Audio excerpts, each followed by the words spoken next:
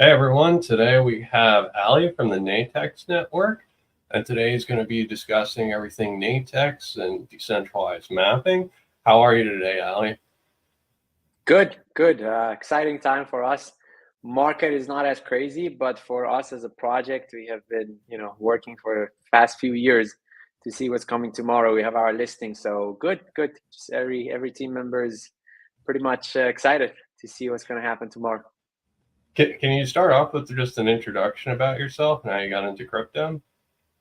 Of course, um, co-founder, CEO at Natix. Background: I studied wireless communication, electrical engineering. I have a PhD in the field. Um, the specialization of my PhD was localization algorithms and location-enabled services. Pretty much finding a location of an object or of an autonomous object. Worked in the autonomous driving industry on a biggest European projects for a highly precise location engine for autonomous cars. So it was an autonomous driving vertical where we had to achieve 25 centimeter accuracy using different technologies. So satellite, which you have it on your phone as well, radio frequency, cameras, lidars, which are used very heavily for autonomous driving. And later on, after I worked a few years for autonomous driving industry, I joined PwC, PricewaterhouseCooper. I did a lot of business and strategy consulting within emerging techs, so IoT, blockchain, artificial intelligence. They categorize essentially 8 emerging technologies. And I grew up to become their lead for the entire IoT Europe operation and co-lead for blockchain Europe operation. That's how actually I met my co-founder. And around that time, I think when I was in, when I graduated from my PhD and I, got the job in PwC, I got introduced to Bitcoin. I had no idea what Bitcoin is. And funnily, because, this is what kind of PhD guys do, when we look at a scientific paper, always my professor was telling me, you don't understand if this is true or not, or even the depth of it to build something on top of that without having yourself coding it, right?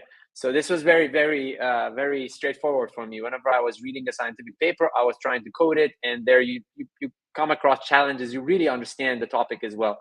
So this is the same thing happened with Bitcoin paper.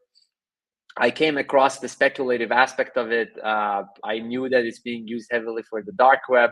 And then somebody threw me this paper and I started looking into it, and I was like, holy shit, this is crazy. This is good.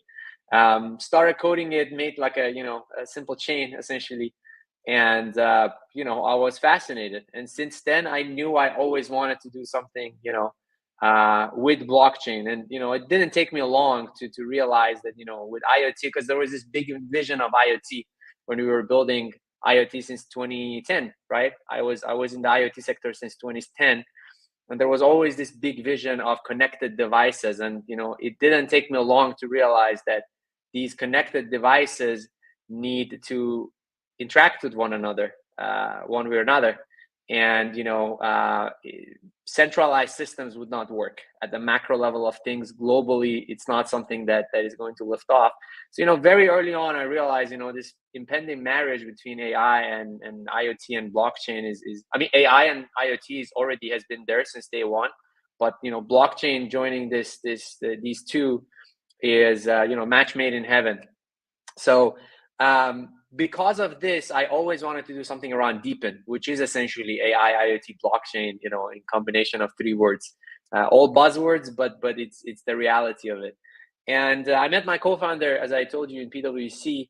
We were brainstorming, and we always wanted to, build a physical infrastructure and crowdsource that and tokenize that, right? So I think Filecoin was an example back in the time. We just saw Akash coming out. We saw Helium kind of being out there. And yeah, we started to work on a decentralized compute platform, quit our jobs, but we were first time founders, couldn't really raise money on that. The first check that we got was Plug and Play Ventures from Silicon Valley, the general partner. He told us, look, guys, I love the team, I love the vision, but this idea is a little too big, and you need a lot of funding for that. And you're first time founder, market is down. It was the, the bear market essentially. And he said, look, why don't you guys pivot into something smaller and try to, build the product, traction, revenue, fundraising, and then repeat, right? The good old traditional way before ICO craze. So that's what we did. In 2020, we started as computer vision AI company, but for IoT devices, or we call it for edge computers, essentially. Whenever an IoT device or a smartphone or whatnot, they have local computing power, we call that an edge computer instead of processing the data on the cloud. So we built this AI framework. We even filed a patent on it 1.5 years ago. The USP of it is that it's privacy compliant. We started building products around it. We generated revenue from parking spot monitoring to crowd monitoring. And this was 2021, so 1 year later. And then we realized camera infrastructure is expensive. Going back to our roots, we were like, okay, so why don't we try to crowdsource this infrastructure and tokenize it to bootstrap the network? We have seen it work for Helium. It should work for Natix as well. And that's essentially how Natix network started. So we started to create the largest camera infrastructure in the world, tokenizing it and crowdsourcing it to bootstrap the network. That's in an essence what Natix is and how we kind of came into this direction of deep in crypto and where we're building today. So can you just talk about the importance of decentralized mapping and what results it can yield? Yeah, so why I went from cameras, there was another kind of niche as an application of camera, or this crowdsourced camera network. Mapping is a very good one, because camera is able to capture geospatial data with a very high granularity. A camera can detect cars, bicycles, pedestrians, potholes, accidents, collisions. All of this is detectable via camera and computer vision AI. And these are the data that you use to create maps, right? You can also collect images and create, that's called street level imagery. We're not doing that at the moment. And create what we call static maps. So kind of you run another AI on top of these images and you know where the roads are, where the buildings are. And then on top of these static maps, you have, for example, the traffic layer. And for the traffic layer, you need what Natix does, for example, to understand, how many cars are there, how many bicycles, how many pedestrians, to give depth into the maps. And yeah, so it was kind of like the best application for this camera network, right? A kind of a decentralized map that is also in real time, or we call it a dynamic map with all kinds of low latency data that can change over time very, very quickly, right? So things like parking spot, things like obstacles on the road, these are there for a minute and they're not there a few minutes later. And yeah, that's why it's a very interesting marriage between camera infrastructure and creating a dynamic map of our world. And this map essentially is very important. When I was building this EU project, it was a 6 million euro funded EU project to create a very high precision location engine, 25 centimeter accuracy. On top of that, what we did was we coined the term local dynamic maps. And the idea was we use the cameras and lidars on the vehicles and we collect these real-time information like collisions or obstacles on the road, and we communicate this with neighboring vehicles so that they can make better, faster decisions. I just want to get into why we need these real-time maps of our worlds, right? Because for us, a map is a representation of our world. For the autonomous objects, it is their world. So a more fine-tuned, a more, let's say, updated compared to our worlds means that they can coexist with us better, right? We can basically work together better. That's why creating this high definition map and creating this real-time map has been a dream of the industry since I would say 12, 13. Yeah. So what's the role of the Natix token within the ecosystem? So I would say the main role of the Natix token is that it's being used to reward the players in the ecosystem, right?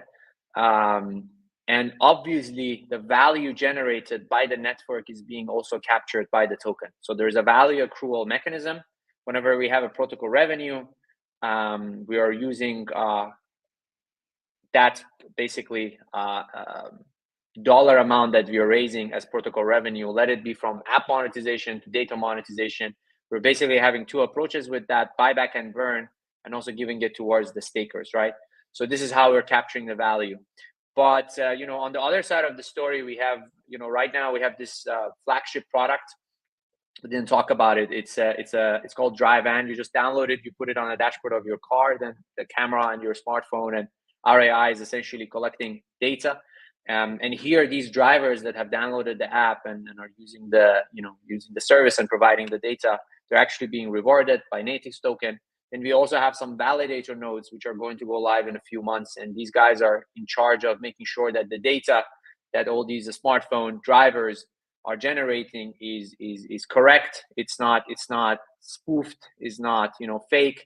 Nobody's like sitting behind a YouTube and just pointing the camera at a dash cam video on YouTube. So yeah, and those guys are also earning reward in Natix token. So I know you touched on the role of AI, but I just want to ask you to elaborate a bit more on how AI complements the Natix ecosystem. Yeah. So we are building a camera infrastructure, arguably or hopefully the largest camera infrastructure in the world without owning a single camera. And the way that we can monetize this camera infrastructure is together with AI. Otherwise, it's useless because it doesn't provide you insight, right? You don't care about data, you don't care about the sensor infrastructure, you care about insight. And AI is the bridge between raw data to the insight, actionable insight. We would call it in the IoT space. So yeah, in terms of Natix, we're using computer vision AI. It's a sub category of machine learning and deep learning, and essentially it enables you to process videos and images. The AI detects what the AI is trained to detect. For example, traffic congestions, how many cars are there, how many bicycles are there, potholes, all this information is detected by the AI. And the way that our system works, also something interesting maybe for people who are interested, and they ask me, what about privacy? So this is one of the things that we have been doing since 2020, since even our business model was completely Web2, to run AI on edge computers on your own device, essentially. Let it be a CCTV camera that was installed somewhere, or let it be your smartphone. So we are not sending any pictures or videos outside your device. We have optimized the AI so much that it runs on the AI accelerated chip of your smartphone, for example. It's looking at the stream of your camera in real time, and it's detecting, for example, potholes. As soon as it sees a pothole, it extracts some metadata. For example, it says, I saw it in the middle lane, I saw it at this location at this time, and this is the rough size of the pothole that the AI could essentially detect. And that information, which is more or less like a text message, leaves your smartphone, and you actually earn reward for basically providing your data and your infrastructure. So who do you imagine the customers of the data would be, like logistics companies? Also logistic companies. So there are map and navigation companies who are very much interested. And then there are a lot of large businesses who have their own map and navigation departments, essentially. For example, logistic companies, the largest logistic companies or delivery companies, these guys are, because it's too expensive and too unstable to rely on, Google Maps or HERE technologies and so on. So, and they grew big enough that they can have their own mapping department. So they collect their own data. They have their own fleet out there that is also collecting the data. But the idea is that, map and navigation service providers, or the companies that have, are using map and navigation services very extensively, they are one of the main customers of the data that Natix generates. Then the other one is geospatial data aggregators. For example, as I said, Natix cameras can see the details of how many bikes are there, how many bicycles, how many trucks. We give you a granularity that GPS does not. GPS just tells you, how many moving objects there are. It doesn't distinguish between buses and trucks and pedestrians, and maybe from the movement speed, yes, but at least between buses and trucks and cars, you cannot distinguish. So, we can actually provide movement data. We can provide, location data to these guys. And another very interesting customer is the users of the app itself. So we are also providing certain driver assistant applications that are using the data of the network. Navigation is something we're having a partnership with a very large, navigation player and map provider in the space. We're going to go live with it in, I think, around a week or 2 weeks, actually.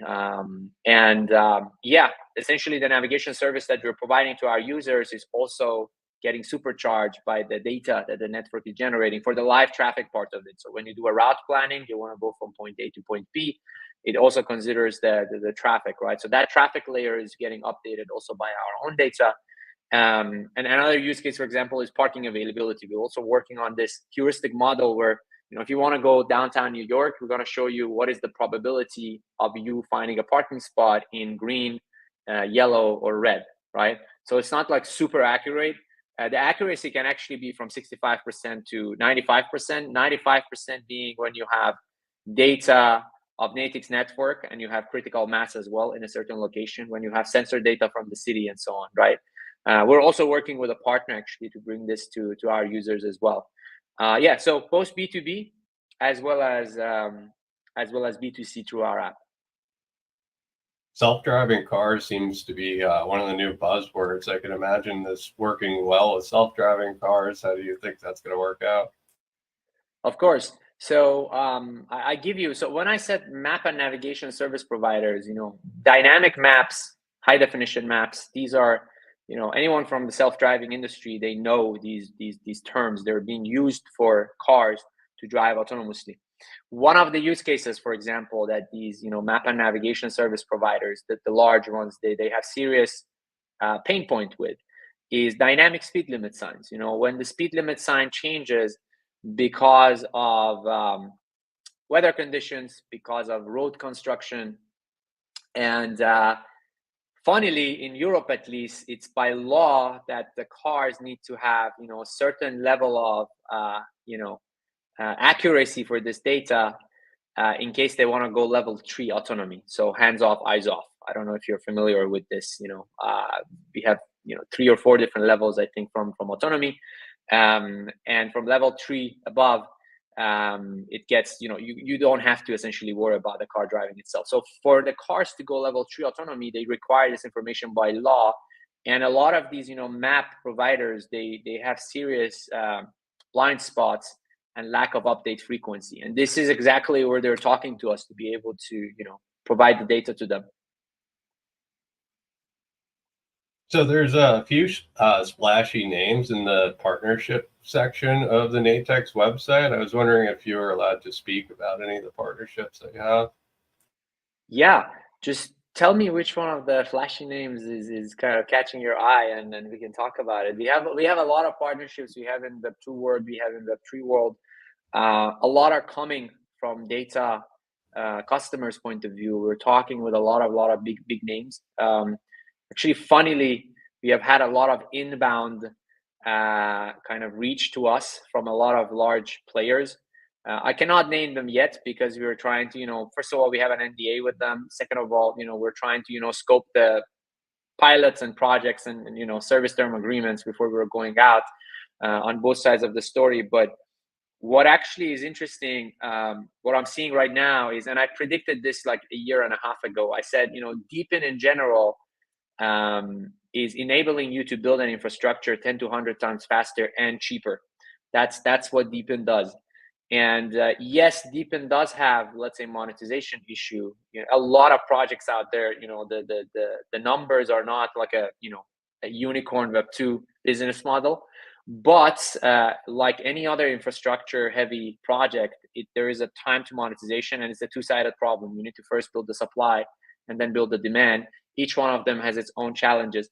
But what is interesting and what I predicted was that, as the time goes on, very shortly, the size of these Depin infrastructures gets so large that, people in the Web2 world, they're going to turn their heads and they're like, what the hell is happening? Whatever my other my other supplier I have been going to, these guys have a 0 in front of it and they have it ready, right? So, and then it comes to cost of data collection or providing the infrastructure, which is obviously more competitive. So yeah, but going back to your question, tell me which names catch your eye more, and then we can talk about it. Oh, Google and T-Mobile were two that particularly caught my eye. Yeah, sure. So a lot of these are actually customers of Natix, and they're using or they have been using the AI tech stack that Natix have provided, right?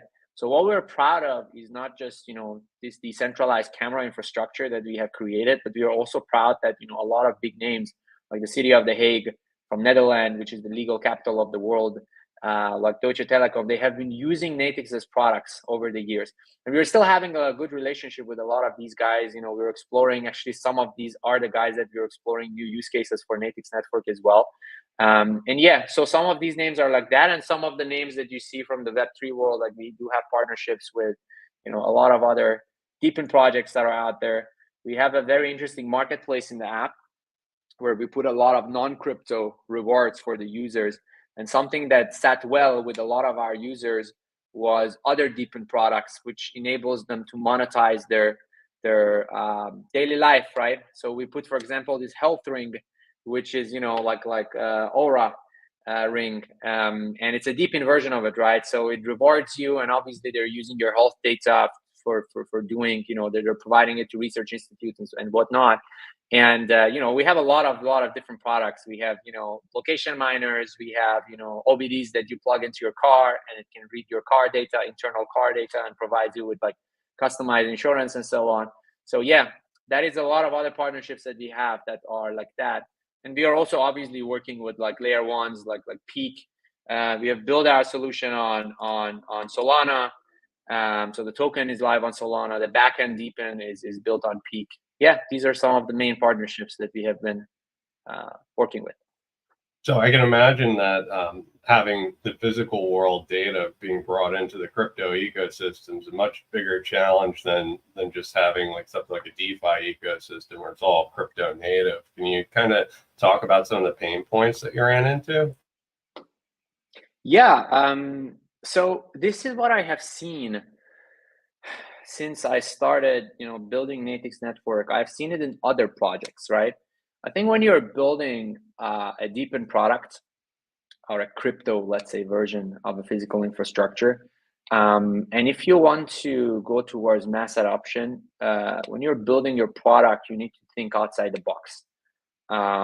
You can essentially see products that scaled over millions of users and products that stayed within the crypto community, and there's nothing wrong with either of them. But in Depin, if you want scale, which is many of the times required, you need to go beyond just the crypto community. Crypto community is lovely. They can bootstrap your community the fastest, the best. They're very energetic, but beyond that few 100K to go into a few million, you need to essentially think a little bit outside the box and think different. So this is also what we kind of try to realize, when developing the product. One of the things was the most important thing actually in the app, we realized that if earning is the only reason that people come to your product, basically farming token, your product will get irrelevant in the bear market, in the bear cycle, because every other project, your token will fall by a big percentage. So essentially, we try to provide a ton of driver assistant applications, a ton of utility to the drivers to keep them, right, regardless of the market condition. We started adding dashcam. You can record your trip for the insurance claiming in case you get into an accident. Navigation, which we just talked about. Parking availability. Another thing that we did was we realized, a lot of our users are taxi drivers, Uber drivers. They don't really understand crypto that well.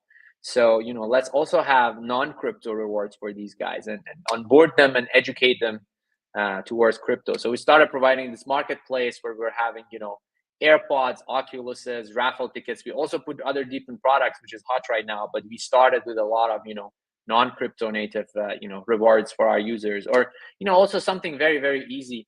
People might not think about it, but a lot of these taxi drivers and Uber drivers, essentially to register in the app, many of the Web3 app, you see, you have to connect your wallet. Like, we were actually thinking about it, and we were like, okay, the guy doesn't even know what a wallet is. Now you want to go ask him to go build let's say a Phantom wallet or a MetaMask or whatnot, and then register via that. It's not going to work out. Even when it comes to a simple email, a lot of taxi drivers, they're not email type of people.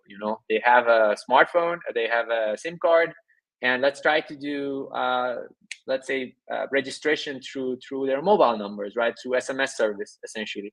So yeah, these are kind of things that we came across, but in different aspects of our product and for different features, we start coming to this question that would a typical Natix user, which might not be crypto native, would they get this too? Would they understand it? Would they be able to leverage this and use this and benefit from this? So this is always what we're asking ourselves in product development. So what other technologies do you see being kind of plugged into these verticals, into decentralized mapping or dynamic mapping? Yeah, very good question. So I think this was also our vision from day one. At least from camera point of view, I think optical sensors are very, very powerful.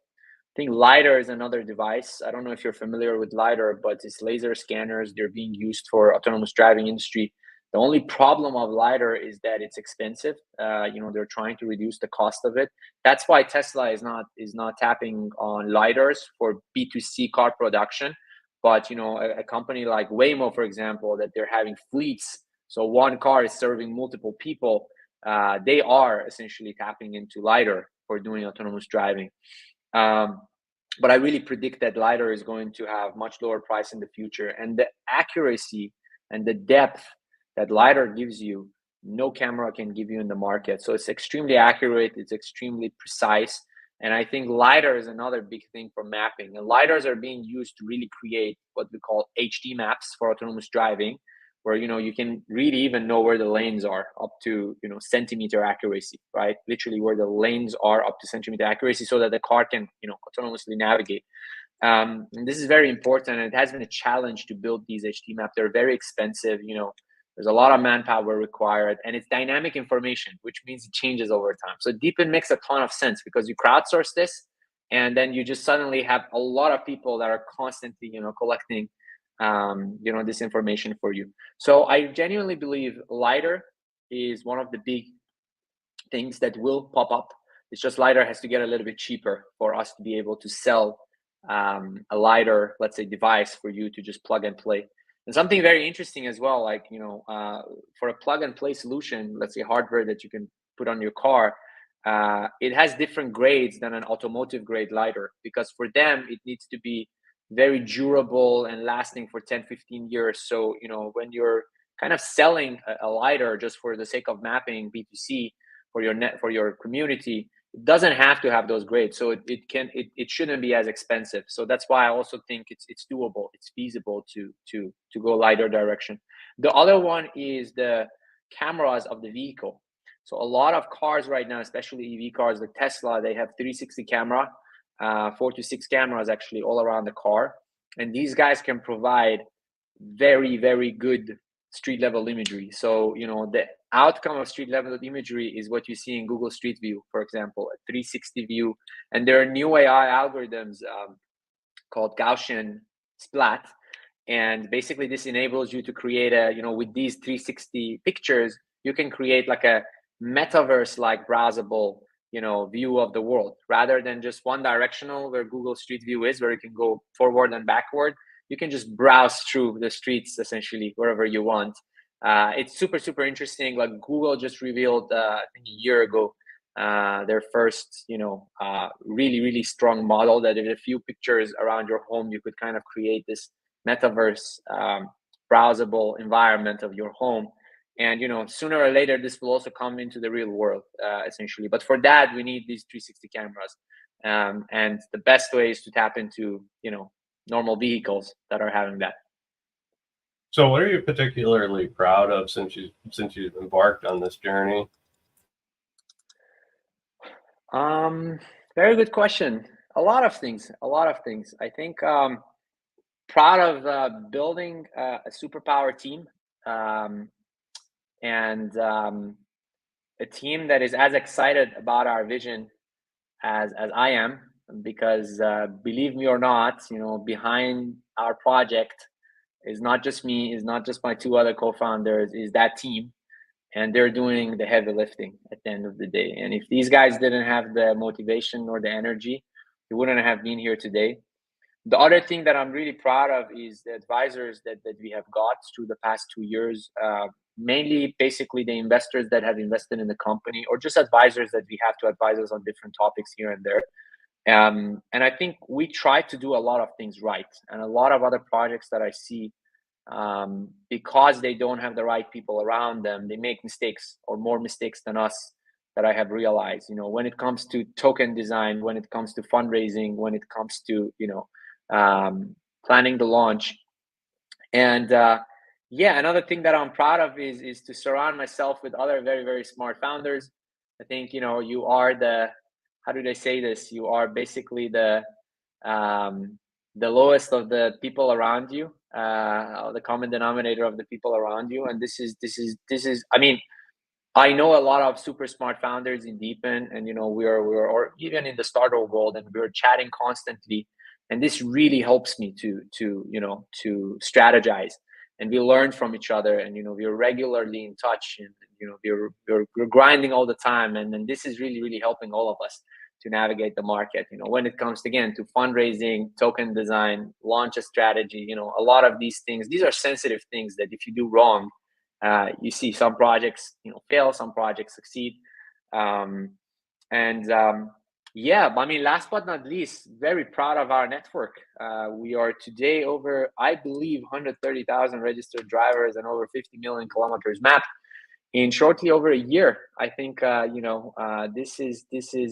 were actually one of the fastest growing Depins according to Masara Report 2023. And very, very proud of our community for making this happen. It's funny that you mentioned the part with the people working underneath everybody, because the big names get all the attention, but they're really just dreaming up the ideas, and everybody else has to make it happen. So I like that. So what are you excited about industry wise? I think in general within crypto, obviously I am excited about AI side of it. Beyond hype, I have been really building AI applications since 2013 that I started working for autonomous driving industry, and I have always predicted it. To be honest with you, I didn't even think that the AI will go. A lot of people predicted AI wrong, and we thought it's going to come after the jobs of basically blue collar workers. But it went completely on the opposite. It's coming after the jobs of doctors and lawyers and all the creative guys. I mean, it's insane actually, really excited, at the same time scared in general about where the AI is going. Really excited, obviously, about Depin, especially when it comes to providing the infrastructure for AI to run. Let it be for data collection, or for computation, or for storage. I think these are all like valid things. I think general, these are the two things that excites me. But obviously I am from this background, so for me it's a dream come true when I see people are actually talking about AI, and it's a hype thing together with blockchain and IoT. It's all of these things are getting a lot of attention these years. But 6 years ago, 7 years ago, when we started talking about it and then push it out, nobody was taking us seriously, really excited about this. In general, beyond this, in the industry, I think I would like to see what's going to happen, especially with the AI, in 3-4 years. I think we still cannot properly estimate. That's why sometimes I'm genuinely scared of what's going to happen, and what our children, for example, will experience with the pace that we're going forward. I went into the kitchen the other day, and my daughter just listing all the ingredients they had and having the AI come up with recipes for what they can cook. So it's my household utilizes it. So is there anything that we missed that you want to discuss? No, I think a couple of bigger things that I wanted to announce to the people who are following us and who are listening. So we're going to have our listing tomorrow on the venues, different venues: KuCoin, Gates, MEXC, and the CoinList. CoinList is our launch. They also have their own exchange. That's why we're also going to be on CoinList. We're going to release the navigation with a big partner that we have from the industry. Not from the crypto industry, but every Depin projects that I've seen that are also somehow related to a map if you're having a coverage map or whatnot, they're also using their map products, so they're pretty well known. And yeah, a staking platform, which is another very, very big news for us and for our community, is gonna go live hopefully, in a month or so after listing. So I'm very excited for that, and looking forward to it. And yeah, anyway, market conditions are not the best at this point, but we have been super bullish on our community and what's going to happen. So regardless of what's happening tomorrow, I think we still are here for the long term, and we will keep building. We have a lot of big things that we're cooking, and they're going to come out in the next few months to fruition. Therefore, we're going to announce it. So yeah, super excited for the journey that we're going to have in 2024. So where can we find you, and where can we find more about the Natix network as well? Yeah, so if you want to, I think the main single source of truth is our website, www.natix.network, literally like the text that you have written below, just with the 3 W's in the front. You can go to our Twitter. The Twitter page is twitter.com/natixnetwork. But for you guys to get the best links, and for it not to be wrong links, the best is to go to the website and follow us. So Twitter and the website are the main two mediums. We do most of our biggest announcement in the blog section of the website, but also on Twitter. Well, I appreciate your time, Ali. Thanks for educating us about the Natix network. I appreciate it. Thank you. Thank you for having me. Bye. Cheers. All right.